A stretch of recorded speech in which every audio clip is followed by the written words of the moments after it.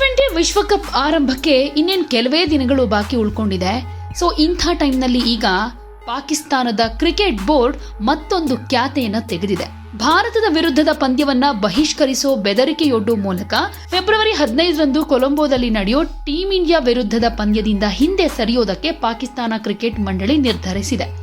ಪಿಸಿಬಿಯ ಈ ಹೇಳಿಕೆ ಬೆನ್ನಲ್ಲೇ ಐಸಿಸಿ ತುರ್ತು ಸಭೆಯನ್ನು ಕೂಡ ಕರೆದಿದೆ.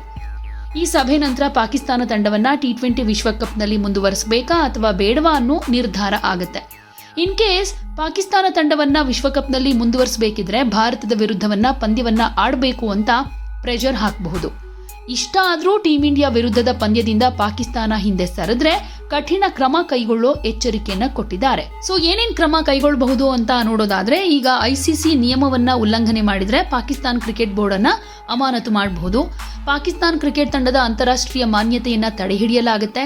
ಅಂದ್ರೆ ಕೆಲವು ವರ್ಷಗಳ ಕಾಲ ಪಾಕ್ ತಂಡ ಬ್ಯಾನ್ ಆಗಬಹುದು. ಪಾಕಿಸ್ತಾನ ಕ್ರಿಕೆಟ್ ಬೋರ್ಡ್ಗೆ ಐಸಿಸಿ ವಾರ್ಷಿಕ ಆದಾಯವನ್ನ ಪಾವತಿಸೋದಿಲ್ಲ. ಭಾರತದ ವಿರುದ್ಧದ ಪಂದ್ಯದಿಂದ ಹಿಂದೆ ಸರಿದ್ರೆ ಆದಾಯ ನಷ್ಟಕ್ಕೆ ಜಿಯೋ ಸ್ಟಾರ್ಗೆ ಸಂಪೂರ್ಣ ಪರಿಹಾರ ಪಾವತಿಸೋದಕ್ಕೆ ಪಿಸಿಬಿಯನ್ನ ಒತ್ತಾಯಿಸುತ್ತೆ. ಪಾಕಿಸ್ತಾನ ಸೂಪರ್ ಲೀಗ್ ಆಡೋದಕ್ಕೆ ವಿದೇಶಿ ಆಟಗಾರರಿಗೆ ಎನ್ಒಸಿ ನೀಡೋದಕ್ಕೂ ಕೂಡ ನಿರಾಕರಿಸುತ್ತೆ. ಸೊ ಐಸಿಸಿ ನಿಯಮ ಉಲ್ಲಂಘನೆ ಆದ್ರೆ ಪಾಕಿಸ್ತಾನ ತಂಡವನ್ನ ಬ್ಯಾನ್ ಮಾಡೋದು ಬಹುತೇಕ ಖಚಿತ ಅಂತಾನೆ ಹೇಳಬಹುದು. ಇದರಿಂದ ಪಾಕಿಸ್ತಾನ ವಿರುದ್ಧ ಯಾವುದೇ ಕ್ರಿಕೆಟ್ ಪಂದ್ಯ ನಡೆಯೋದಿಲ್ಲ. ಅಂದ್ರೆ ಯಾವುದೇ ರಾಷ್ಟ್ರ ಕೂಡ ಪಾಕ್ ವಿರುದ್ಧ ಸರಣಿ ಆಡೋ ಹಾಗಿಲ್ಲ. ಅಷ್ಟೇ ಅಲ್ಲ, ಐಸಿಸಿ ಆಯೋಜನೆ ಮಾಡೋ ಟೂರ್ನಿಯ ಆತಿಥ್ಯವನ್ನ ಪಾಕಿಸ್ತಾನಕ್ಕೂ ಕೊಡೋದಿಲ್ಲ.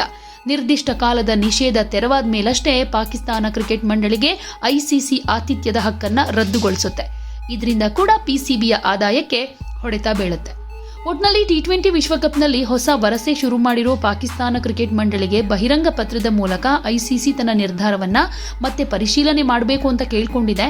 ಇಷ್ಟಾದ್ರೂ ಪಿಸಿಬಿ ತನ್ನ ನಿರ್ಧಾರವನ್ನ ಚೇಂಜ್ ಮಾಡದೇ ಇದ್ರೆ ಒಂದಷ್ಟು ಪರಿಣಾಮಗಳನ್ನ ಎದುರಿಸಲೇಬೇಕು. ಹೀಗಾಗಿ ಪಾಕಿಸ್ತಾನದ ಮುಂದಿನ ನಡೆ ಏನು ಅನ್ನೋದೇ ಈಗ ಸದ್ಯಕ್ಕಿರೋ ಕುತೂಹಲ. ಇದರ ಜೊತೆಗೆ ಈಗ 15ನೇ ತಾರೀಕೇನೋ ಟೀಂ ಇಂಡಿಯಾ ವಿರುದ್ಧ ಪಂದ್ಯ ಆಡೋದಿಲ್ಲ ಅಂತ ಹೇಳಿದೆ. ಸೊ ಬೇರೆ ಪಂದ್ಯ ನಿಗದಿಯಾಗಬಹುದು.